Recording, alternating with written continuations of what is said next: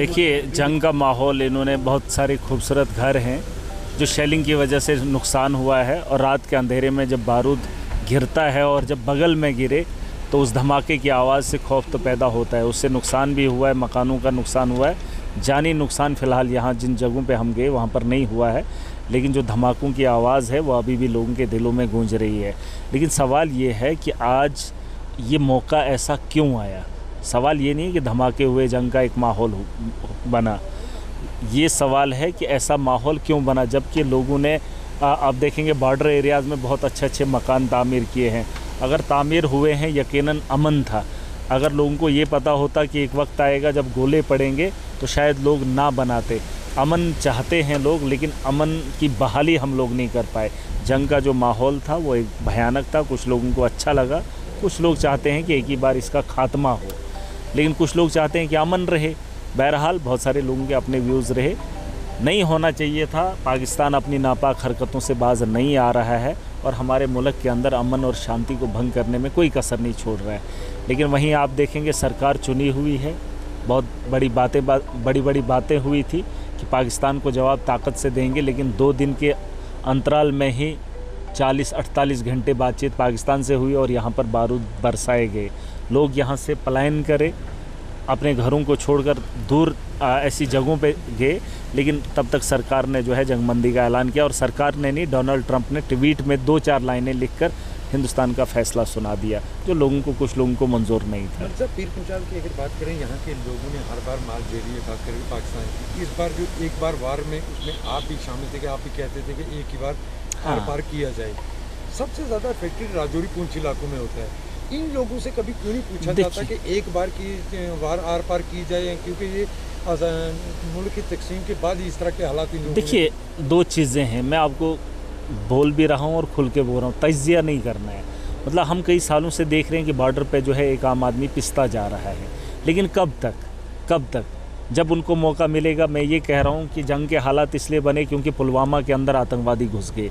जब 26 लोगों को, 79 लोगों को गोली मारकर हत्या कर दी, नाम पूछकर। वो तो चाहते थे कि अमन में यहाँ दखलंदाजी हो, धर्म के नाम पे धंधे हों, दंगे हों। वो तो हुआ नहीं, देश इकट्ठा हुआ। लेकिन पाकिस्तान को जवाब दे। सवाल ये है कि बॉर्डर की सिक्योरिटी खाली कैसे रही, कैसे वो लोग अंदर घुसे। जहाँ एक इंसान खूबसूरत सा घर तामीर करता है, लेकिन अगर मेन दरवाज़ा नहीं लगाता है, खुला छोड़ देता है, चोरी हो सकती है, शेर आ सकता है, कुत्ता आ सकता है, बिल्ली आ सकती है, कुछ भी आ सकता है। आप दरवाजे को मजबूत क्यों नहीं कर रहे हो? जब आप एक बहुत अच्छी बिल्डिंग तामीर कर रहे हो तो दरवाज़ा लगाने में कमी क्यों कर रहे हो? ताला तोड़कर अगर कोई आएगा तो यकीनन उससे पूछा जाएगा, उसकी पूछताछ होगी। लेकिन अगर दरवाज़ा खुला है, अंदर आपकी सारी जायदाद है, वो तो कोई लूट कर ले ही जाएगा।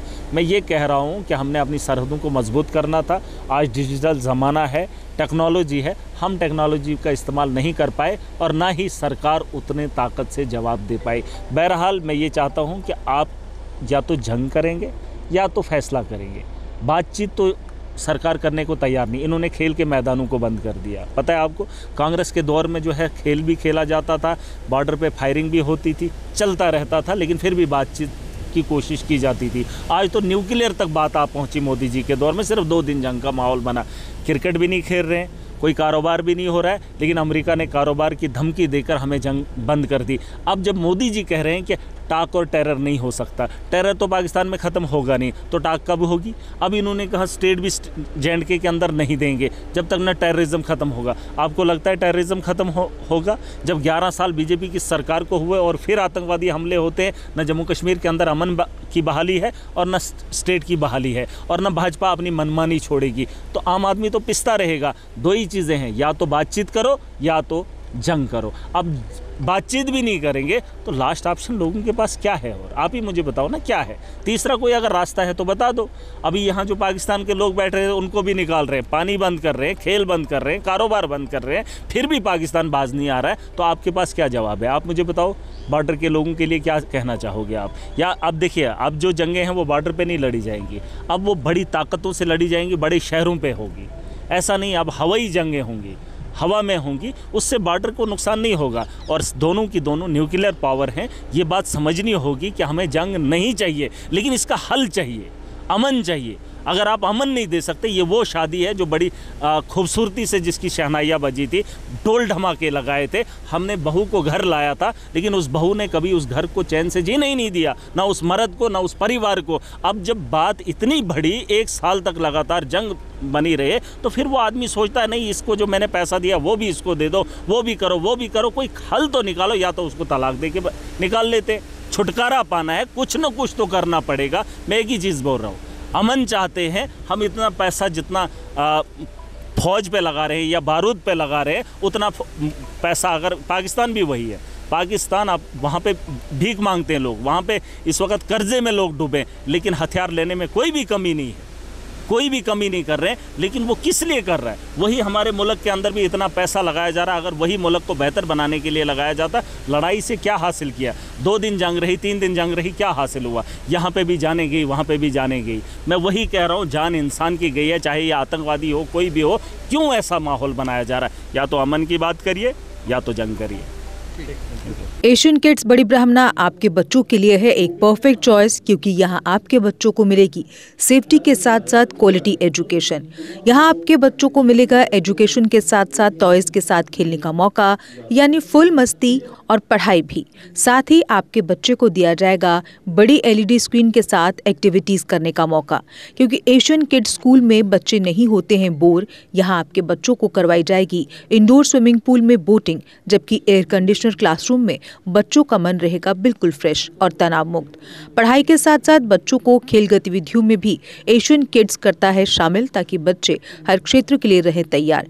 यहाँ हम मात्र आपके बच्चों को एजुकेशन ही नहीं देते, बल्कि उनके हुनर को भी पहचान देते हैं। रंगारंग कार्यक्रम और बड़ा इंडोर ऑडिटोरियम जहां होती रहती हैं कई प्रकार की एक्टिविटीज। हम आपके बच्चों को एक सोल्जर की तरह भविष्य की चुनौतियों के लिए करते हैं तैयार, जबकि हर क्षेत्र से आपके बच्चों को स्कूल तक लाने के लिए हमारे पास है बेहतरीन ट्रांसपोर्ट फैसिलिटीज। और आपके बच्चे की सुरक्षा को देखते हुए पूरे स्कूल परिसर को CCTV सर्विलांस से किया गया है लैस, ताकि आप पूरी तरह से तनाव मुक्त होकर बच्चों को शिक्षा लेने दें। तो फिर किस बात की है देर? आज ही एशियन किड्स में विजिट करें, क्योंकि हमारे यहाँ एडमिशन ओपन हो चुके हैं और लिमिटेड सीट्स ही अवेलेबल है। हमारा पता है Asian kids near Bharati public school, Bari Brahmana. Mobile number 7006135171 9149725087। मैं managing director Asian kids fresher बच्चों के पेरेंट्स से खास तौर पर अपील करना चाहूँगा कि वो अपने बच्चों की एडमिशन कराने से पहले एक बार एशियन किड्स जरूर विजिट करें, आपको अच्छा लगेगा। थैंक यू, धन्यवाद। जम्मू कश्मीर की खबरों के लिए जुड़े रहिए GK अपडेट के साथ।